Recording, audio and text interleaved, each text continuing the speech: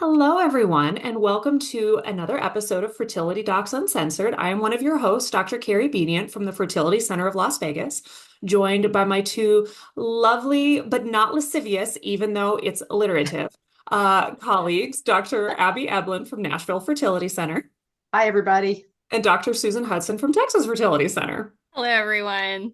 And we are joined today by Nadera Mansouri Attia, who is the Chief Scientific Officer and COO of Pregmune. And so we're really excited to have her with us today because we're going to be talking about some of the reproductive immunology world, which is admittedly very complex and not easy. And so we are delighted to have you with us, Nadera. Thank you so much for having me. So you were telling us that you, well, I mean, we already knew that you kick ass, but you literally do it as literally. well. And so, how did you get into, is it kickboxing or boxing? No, kickboxing. So you use your legs and your feet as well. So yeah, Cool. I started a little bit over 2 years ago after having a kid, and I needed to have the right timing. Again, with a newborn at home, Yeah. the very early class, 5:30 in the morning, was Oh great. gosh. So yeah, that's how I try to get back on track. And yeah, it's great for me. Yeah, loud music, a lot of moving around, boxing, running. So if I wanted to get into kickboxing, I found a place. Like, how do they start you out? I'm just thinking when I visualize that, I think I'm going to dislocate my hip. I'm going to break a leg. Tell me about it. It scares me a little bit, but it intrigues me too. The good thing is that you can go at your own pace. Really, they show you the different moves, and you can go as slow or as fast, as strong as you wish. So you can really try to progress as you feel more comfortable in the movement and the different push and kicks that you have to do. You go at your own pace. That's the beauty of those classes. And you I kick think the somebody or No, something. you kick something. Okay. Yeah. I think the So, closest I've ever done to this is like a VR type thing. Yeah. That's a good start. What's a VR? What's a VR, Susan? Virtual reality where you have the Oh, goggles okay. and like you're in a Gotcha. different place. Gotcha. so does that mean that your family and your staff know that they must absolutely toe the line? Otherwise, You're going to kick their will, ass. you'll That kick their keeps ass. everyone in check for sure. Excellent. I think that we may need to start doing this, girls. This would be Like, really fun. I would really like to do it, but it just scares me a little bit. Do you do it for like 30 minutes or an hour It's an or? hour class.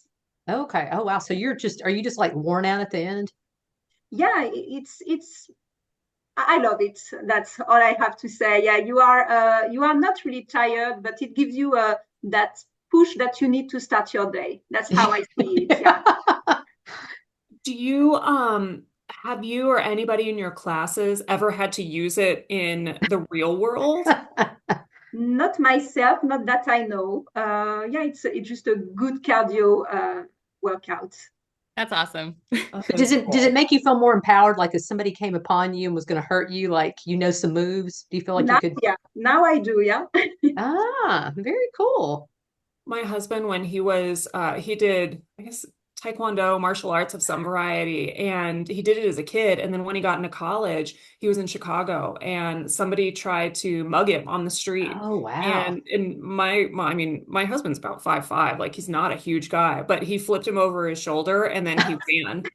And if you've met my husband, it's just like a really? Whoa. And so hopefully you will never have to do that. But Yeah. oh, But you've that's got skills, that's for sure. totally. All right, Susan, what kind of questions do we have today?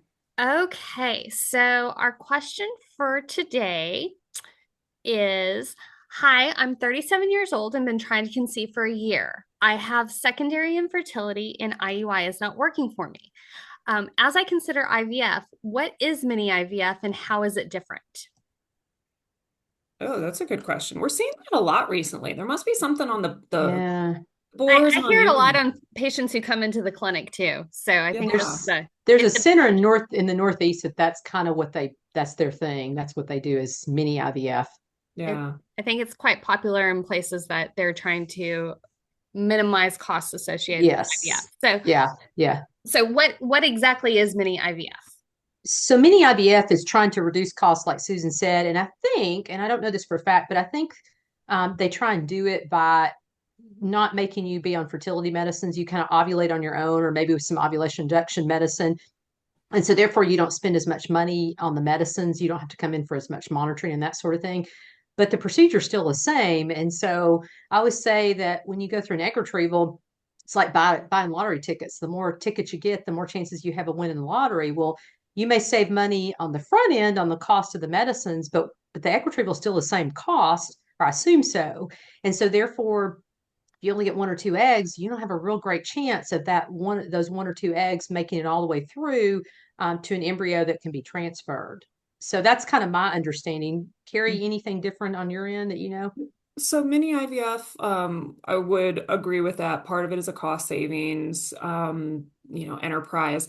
The other part of it is for people who they're never going to make a bunch of eggs. Like it's if you have a 29-year-old woman who, if you do a regular IVF cycle, you're going to get 25 eggs from versus a mini IVF cycle where you're going to get like 2 to 4. For that woman, it doesn't make sense because Mm-hmm. she could do so much better. And when you figure the most expensive treatment is the one that doesn't work because it means you have to keep going ahead and you have to keep doing other treatments. And so for that woman, I mean, yes, her eggs are better quality generally, and there's a higher likelihood per egg that she's going to get to a baby, but still, the whole way that IVF works is it buys more lottery tickets for you. And so mini IVF is really designed for people who it doesn't matter whether they have $2 or $2 million, they're gonna get 2 tickets. And Mm-hmm. so what mini IVF does is it allows for people to potentially go through more retrievals and buy themselves more tickets that way because they're instead of doing one retrieval where they're getting 25 eggs, they can do 6 retrievals where they might end up with 10 by the end of it. And so a lot of times it's using medications like Clomid, which are very cheap, but are not going to produce a huge number of eggs. And then you do still have to go through the retrieval with all the associated costs, both for the procedure and for the lab. And so it's financially easier, but really nothing that we do is cheap. And so that's kind of the basis of it. So I mostly see mini IVF in patients who are in their 40s where it doesn't matter what we do and how much medication we Mm-hmm. give, they're only going to have a couple of eggs. Mm-hmm. And one thing I always want our listeners to make sure of is when you're comparing locations and ways of doing things, make sure you're comparing apples to apples and not apples to oranges. Because I know some places that kind of have a huge presence of mini IVF, they in their lab costs, they give you a very kind of pared down version of what lab costs are, meaning you may not get PGT, you may not get ICSI, you may not Mm-hmm. get a number of things that they may do in the embryology lab. And so make sure if you're thinking, hey, I'm wanting to do blank, blank, and blank, that you're actually getting the cost for that full service and not kind of bare bones, No bells and whistles. correct. And no bells and whistles may be the right thing for some people, but make Mm-hmm. sure if you're comparing places that you're truly comparing um, equal values. Mm-hmm. Mm-hmm. Yeah. All right. Excellent. So, Nadera, this is going to be CME, continuing medical education, for sure for me, if not for Abby and Susan Me as too. well. Yeah. Yes. So please tell us what your background is. Are you a physician? Are you a scientist? Are you a PhD? Like how did you come to be in this part of the REI world? Yeah, so I have a PhD. As you may hear, I'm coming from France. I got my PhD in France, and I was studying at the time the impact of biotechnology of reproduction on the endometrium, Mhm. how the uterus responds to an embryo that results from an IUI versus IVF versus somatic cell nuclear transfer cloning. I was working in cattle. Oh, So wow.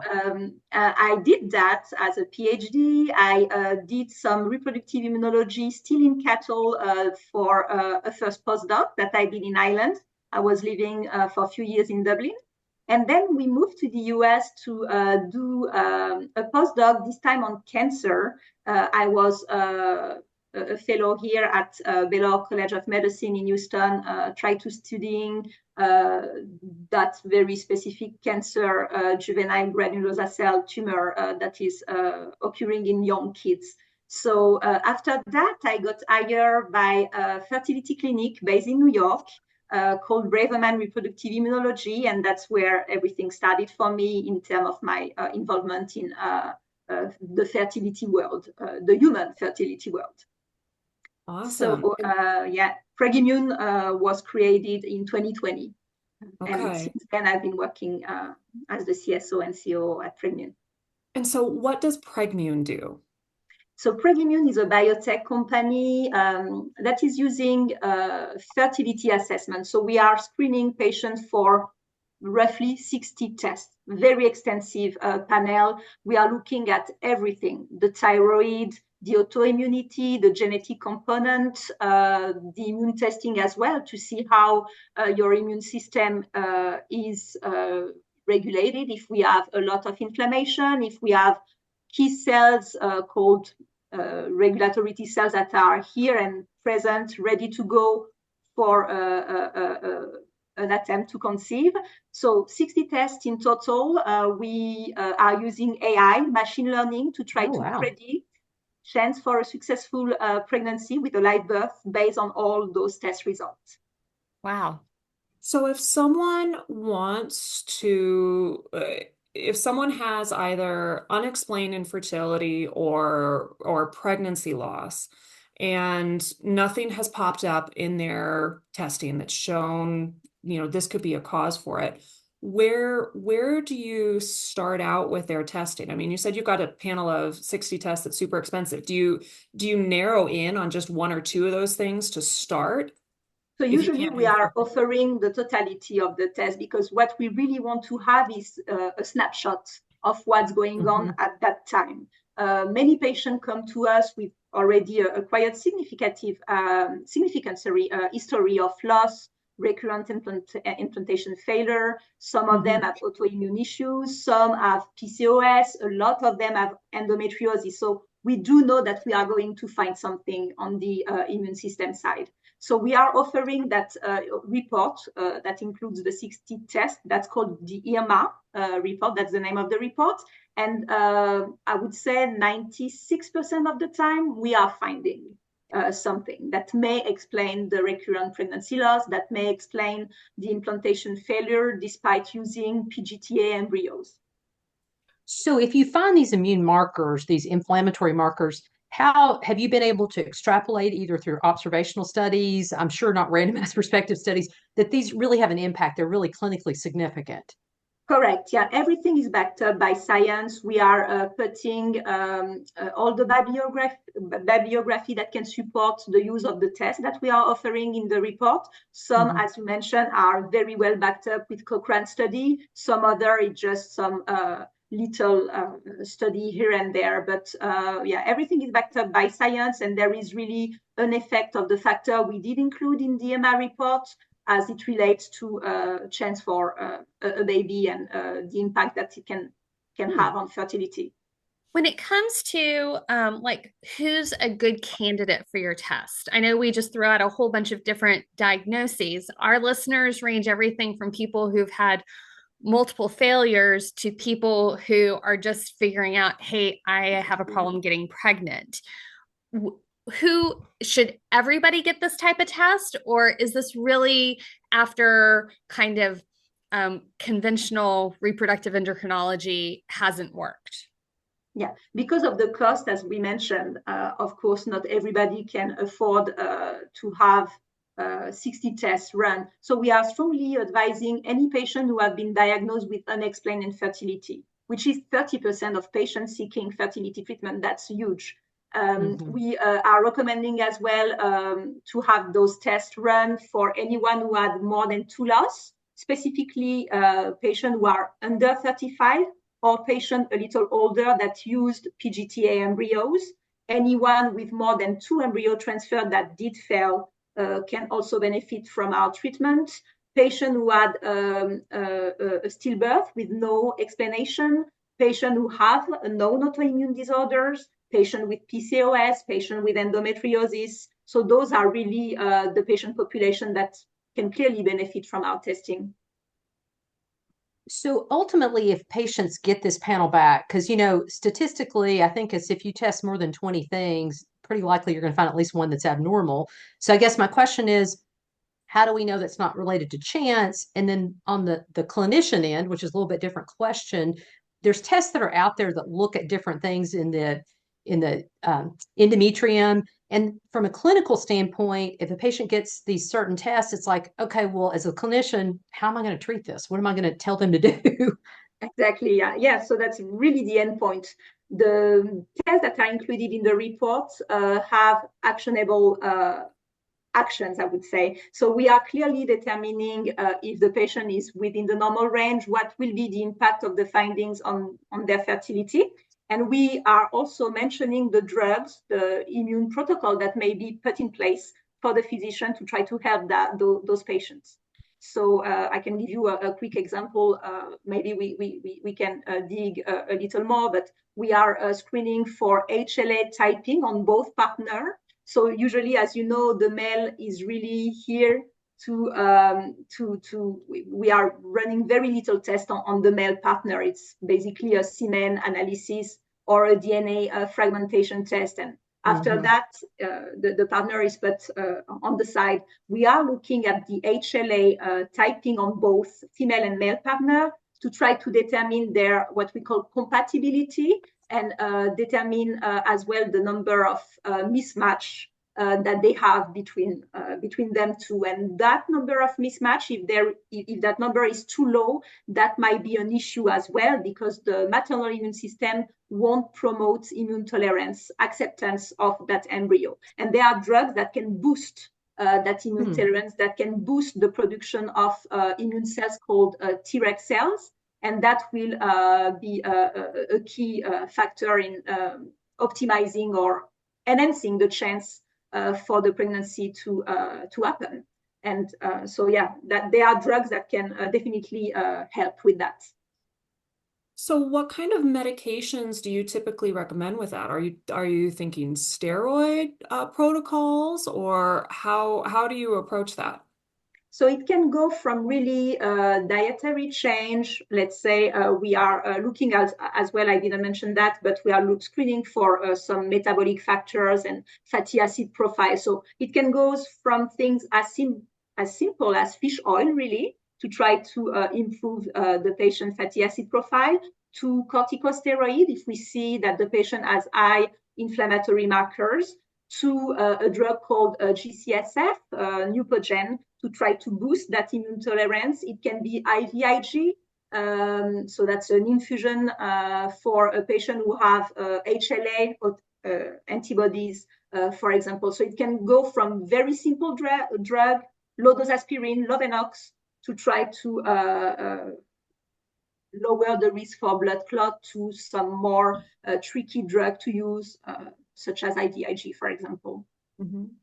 What kind of studies have been done? Like, how have you been able to take the findings that you get from your reports and then apply them to randomized control studies? Because one of the biggest problems that we see as clinicians from immunology studies is that there's not as concrete an application for it. Meaning, yes, you get these test results, but then what do you do with it? Because nobody's been able to consistently show, at least in the studies that I've seen. And so if you have more, I would love to see them. Yeah. But it's been very difficult to prove, hey, this is the definitive treatment. This really has help. What kind of studies have you guys been able to do?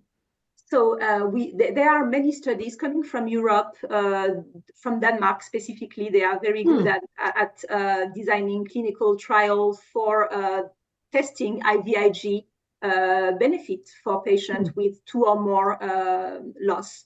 As I mentioned, I was working with Dr. Braverman, who was a pioneer really in using those drugs.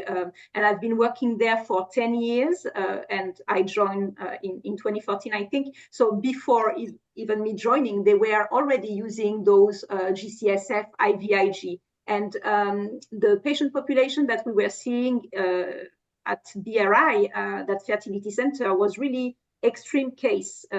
Patient with 6, 7 loss, including PGTA embryos, recurrent implantation failure, 5, 6, 7 failed DT. So we did use all those drugs on the patient, and we clearly see the benefit of using those drugs, because despite having patients with very difficult situation, we still were able to reach 70-75% success in our very difficult patient population. Mm-hmm. So I would say clinically, Dr. Braverman and our team there at the time, we were able to see the benefit of all those drugs. So I have a couple of questions. Sure. Some of which I know the answers to because we've had previous conversations, but I think it's important for our listeners to know. And it's going to lead to the final question. So when we're looking at this testing, 60 different tests, we already mentioned it's not inexpensive. Do insurance companies cover any of this? And if not, how much does it actually cost? Are there financing opportunities? How does that work?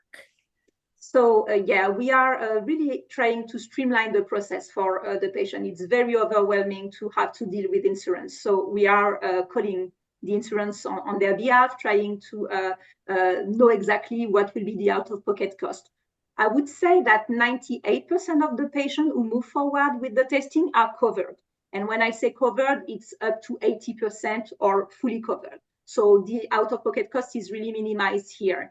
For those who have no insurance, that will be very pricey, and I would say up to $10,000 for all the tests, male and female, because we are testing again both partner. So when that happens, we are offering a more restricted panel for the patient who are still interested in having some of the tests done. As I was mentioning, many of our patients already had some type of testing. A thyroid panel, of course, the CBC, metabolic panel. So we can accept those tests. There is no need to repeat every single thing if they have been done within the past 8 weeks. Okay. But that can be costly for sure. And my next question, because I know as clinicians, we've all had this question asked of us. What are your thoughts on people who want to actually bypass that testing but still take advantage of some of those treatments, especially the more invasive treatments like Lovenox, GSF, all things without having proof that they are actually needed? Exactly. So I would discourage anyone to use that.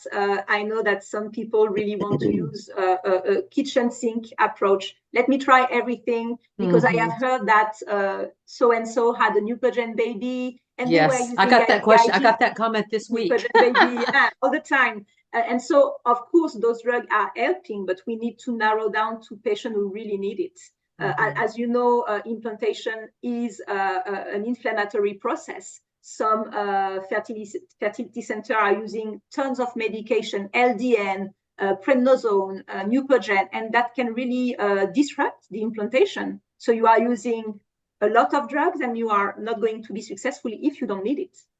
You mentioned IVIG a minute ago, and 20 years ago when I started out in this field, that was like a big thing that people were really talking about. And just to point out to our listeners, the American Society of Reproductive Medicine does not recommend use of IVIG. Now, it's not to say that you're not onto something and that maybe that will change, but I remember at the time when I looked at that, it was really expensive. And correct me if I'm wrong, but I think something like 6 or 8 people's plasma have to be combined to get IVIG. And I honestly, if somebody came to me and I felt like they were a good candidate and needed it, I wouldn't even know how to order it, where to get it. And then, I'd worry about the infectious risk as well.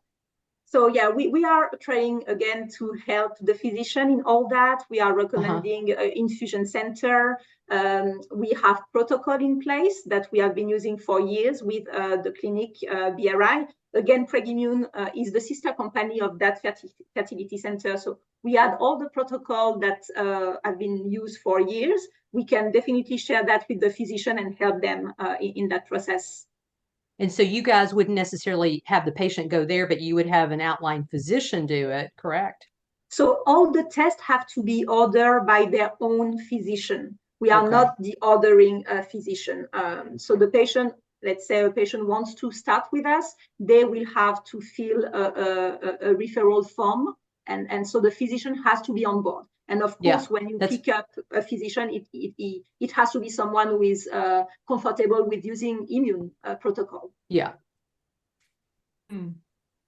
So you mentioned that if someone's had these tests done within the prior 8 weeks, that you don't need to repeat them. And so a lot of these tests, as you mentioned, like the thyroid, like the thrombophilia screening, things like that, those are things that all of us are fairly comfortable with ordering. And insurance may or may not cover them, but does that considerably decrease the price for the patient if the clinician's already ordered it, or does it end up kind of washing out because we're either ordering it because we were going to get it anyway, or we're ordering it because you're asking us to order it, and if the insurance covers it, it covers it? Yeah, so there are two different fees. There is the fee for the report itself, and then you have the biggest ticket, which is really the test that we are running through two different LabCorp, as well as ReproSource, who is running all the immune testing. So I would say that won't change the price for the patient, whether you are, because at the end, again, the physician will order all the testing. We are just streamlining the process and preparing the requisition on on his behalf. Mm-hmm. So if you run an IRMA test or IRMA on someone, if you ran it on, let's say, 100 random people, how many of them would have tests come back positive just because you're looking for 60 different things? So as I was saying, I would say 90 to 95% of the patients we are looking at have something dysregulated. It can be as small as being positive or having a mutation for a factor involved in blood clotting, or something more significant, such as HLA antibody, for example. But I would say the majority of patients that we are seeing have some type of abnormal results. But have y'all looked at people who aren't necessarily seeking, like, how much is that different in like control population, people not seeking pregnancy, or a fertile population as compared to an infertile population? Yeah, so there is a huge bias because 100% of patients we are seeing had already undergo some type of fertility treatment. They have already a quite complicated history. We have very, very rarely someone young who has not done any IVF treatment, didn't experience any loss. It's already a small subset of the trickiest case that we are seeing. So, on a different kind of but related note, you talked about inflammatory markers. And so, when I think of inflammatory markers, I tend to think about things more in the endometrium that would require like an endometrial biopsy. But it sounds like you're looking for inflammatory markers that are present in other organ systems, GI tract, peritoneal cavity. All the tests that we are running are non-invasive. So it's blood tests. Everything is done through blood testing. When I'm talking about inflammatory marker, we are looking at the specific immune cell type called helper T cells, and we are running some ratio on those cells, interferon gamma on IL-4, for example, to see if a patient is more prone to inflammation, in which case we can recommend the use of corticosteroid. So that type of interferon you're saying is if it's elevated in relationship to some other cells, that suggests that they have just inflammation, not necessarily specific to a specific organ, but just total system. Yeah. Mm-hmm.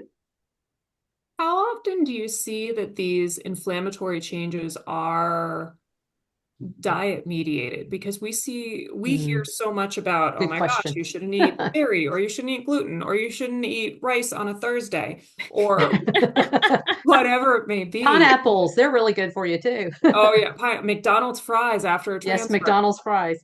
Oh, and in talking with a lot of the dietitians that we have spoken with, many of them have come back to say, look, it doesn't really matter if you're gluten-free or dairy-free or whatever. The more important thing is eat a healthy diet, and that can include full fat dairy. That can include, other fiber containing gluten products. But have you ever seen any direct correlations between these diets and done the controlled studies where you say, okay, you've got somebody who's got, XYZ finding and they've done their normal average American diet, a dairy-free diet versus a healthy like Mediterranean diet. Have any of those things been teased out? No, not yet. But I got very recently a lady who did repeat some of the immune testing after 18 months. So she Mhm. came to us almost 2 years ago, had the ANIMA report, and then wanted to have an update because she was trying again. Mhm. And I was very, very surprised to see a huge drop in her TH1 and TH2 ratio just by using a gluten-free diet, no dairy, and on fish oil. And I was asking her, did you take any corticosteroid? Because that's quite impressive, that drop. So she mentioned that she did not. It was just a gluten-free, dairy-free, and fish oil. And we saw that huge drop. I was really, really, really surprised. But no study done on our side just yet. I have a question. When you have people who come in with obvious lifestyle things that are pro-inflammatory, alcohol, cigarette smoking, smoking other things, Yeah. morbid obesity, all those types of things. Do you ever, what are your thoughts of tackling kind of the lifestyle things before necessarily doing $10,000 worth of testing? So again, we are testing for everything. So what we are going to provide the patient is really a summary of all the findings we see. So there will be some change to do with their diet, use of antioxidants, fish oil, stop smoking, decrease your drinking. But yeah, we never strictly recommend one change if we find a series of other abnormal findings. Do you ever test patients sequentially, like maybe not for the whole 60 panel, but say somebody has a few inflammatory markers? Do you ever like repeat it again just to see if you get the same results again or if there's change? Or I'm just curious if, because, sometimes if you keep testing a test, you may get different results each time. And I'm just curious how much reproducibility you have with your test. So we did have some test repeat, but it's so small of a sample to be able to determine anything at this point. Awesome. How many patients do you think you guys have helped over the past? How long have the tests been in existence now? 2020, and again, Right. all the tests were done for, I would say, a good 15 years with that clinic, that fertility center, maybe Mhm. not as extensively. Again, it was not something that anyone can really understand because it was not as readable and easy to understand. But I would say since 2020, since Pregmune, we have been seeing over 1,000 patients, I would say.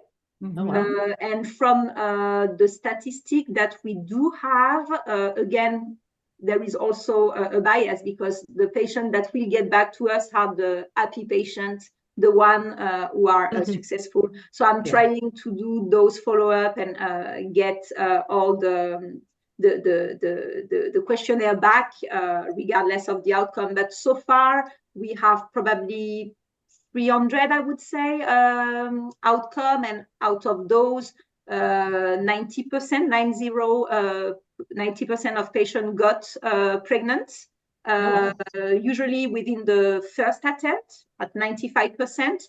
And out of those pregnant patients, 68% did have a successful pregnancy as defined by a live birth or an ongoing pregnancy past the second trimester. So we'll have to get back to them and see how everything end up going. How long does it take to do the testing, and how long do does someone typically need to be on the various interventions before like doing another embryo transfer or trying on their own? So the testing, sorry, is done in 3 different steps. There is 3 days for the blood draw, as you know, 60 tests. It's a lot of blood vials. So they have to go 2 times at LabCorp, one for non-fasting test, second one fasting test, and the third set of testing will have to be a non-fasting panel with a repro source. So I would say within 3 days or a week, let's say, they can be done with all the testing. It takes 4 weeks to us to receive all the test results back, and the patient can expect the report to be compiled within 5 weeks from the time of the blood draw.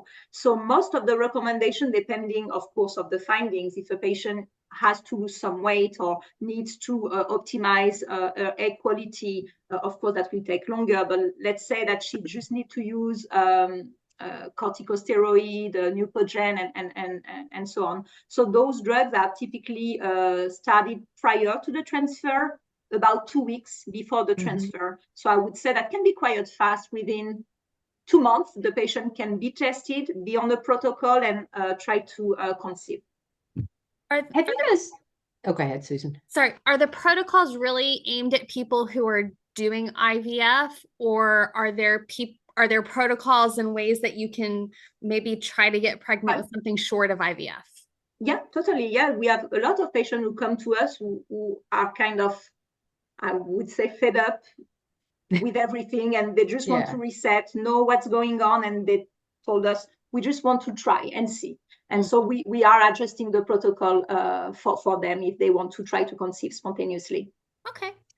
So have you guys published any of your data? Because I think it would be really interesting, because, I don't know exactly what tests you do. It'd be really interesting to see what you do and kind of your outcomes for the rest of us. Because like you said, people with what we have, I mean, it's so limited in terms of the number of tests that we do. In fact, it's decreased over time rather than increased. It'd be really nice to know and see kind of what results you're having. So, some others of us can start to do those things too. Yeah, totally. We are working on it. We are a very small team, so it's quite difficult to be on all the forefront. Hard to do that, yes. Yeah, but we did attend the ASRM meeting, the ASRI meeting. Last year, I presented 2 oral presentation there. So we are trying to put that science out there. Wonderful. Awesome. Well, thank you so much for talking with us today and going through everything from top to bottom in a world that is complex with a ton of data, yes, a ton it is of complex information to pull in all these different sources from all these different sources. So thank you so much for joining us. We appreciate it. Thank you. To our audience, thank you so much for listening. Be sure to tune in next week for more. Be sure to subscribe, leave us a review in Apple Podcasts. We'd love to hear from you. We're on Instagram, Facebook, and YouTube. So hop on by and leave us a like or a follow and say hello. You can also visit fertilitydocs.uncensored.com to submit specific questions you have about infertility. All questions will be asked on the podcast anonymously for our Ask the Doc segment, so don't hold back. We love episode ideas as well, so let us know what you're thinking and want to hear. And as always, this podcast is intended for entertainment, and it's not a substitute for medical advice from your own physician. Thanks, Nadera. We'll see you. Thank you. Bye. Bye. Bye.